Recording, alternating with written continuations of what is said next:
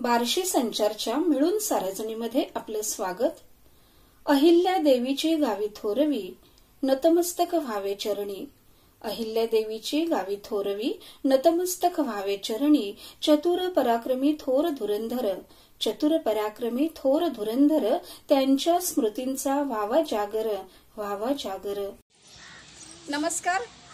मिळून साऱ्याजणीच्या वतीनं आज चौंडी या गावी आहे पुण्यश्लोक अहिल्यादेवी होळकर यांचं जन्मस्थान आहे, तिथं ट्रिप आलेली आहे आणि सगळ्या मिळून साऱ्याजणीच्या वतीनं आज आपण अहिल्यादेवींच्या ज्या आठवणी आपल्यामध्ये आहेत, जी स्फूर्ती आहे, जी प्रेरणा आहे, त्या सगळ्यांचा एक स्वयंस्फूर्तीनं सगळ्यांना त्यांची प्रेरणा मिळालेली आहे। त्यामुळं आमच्याकडून त्यांना शब्दसुमनांजली आम्ही अर्पण करत आहोत। तर ऐकूया सगळ्या मिळून साऱ्याजणीच्या वतीनं शब्दसुमनांजली।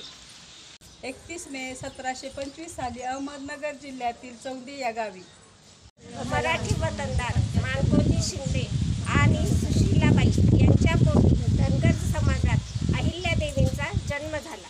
सत्याचा मंत्र आणि विकासाचे तंत्र राबवून आपल्या विरुद्ध रचल्या जाणाऱ्या षडयंत्राचा प्रतिकार करणाऱ्या अहिल्यादेवी। एका हातात शस्त्र एका हातात शास्त्र असा 29 वर्ष राज्यकारभार केलेल्या अहिल्यादेवी वयाच्या 8व्या वर्षी मल्हारराव होळकर यांचे सुपुत्र खंडेराव होळकर या राजघराण्याच्या सून अहिल्यादेवी। बालपणी वडील माणकोजी शिंदे व विवाहानंतर सासरे मल्हारराव होळकरांच्या मार्गदर्शनाने आणि स्वयंस्फूर्तीने घडणारं व्यक्तिमत्व म्हणजे अहिल्यादेवी। ओजस्वी आणि प्राज्वल्याने जागृत होऊन वाहणारा प्रेरणास्रोत म्हणजे अहिल्यादेवी। होळकर घराण्याच्या कर्तृत्ववान, तेजस्वी, धर्मपरायण, दानशूर, अष्टपैलू रणरागिणी म्हणजे अहिल्यादेवी। राज्यशास्त्रात पारंगत असणाऱ्या आणि धर्मशास्त्राचे ज्ञान असणाऱ्या अहिल्यादेवी।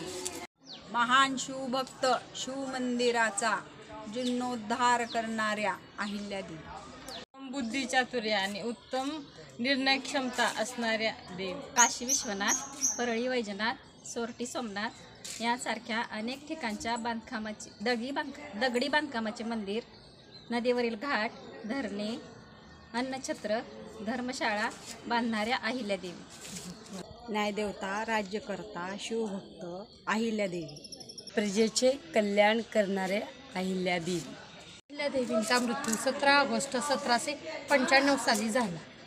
पुण्यश्लोक अहिल्यादेवींचे कार्य आणि त्यांनी जनतेच्या कल्याणासाठी दिलेले योगदान आणि त्यांची जी स्मृती आहे ती सर्वांच्या मनामध्ये चिरंतन राहणारच आहे।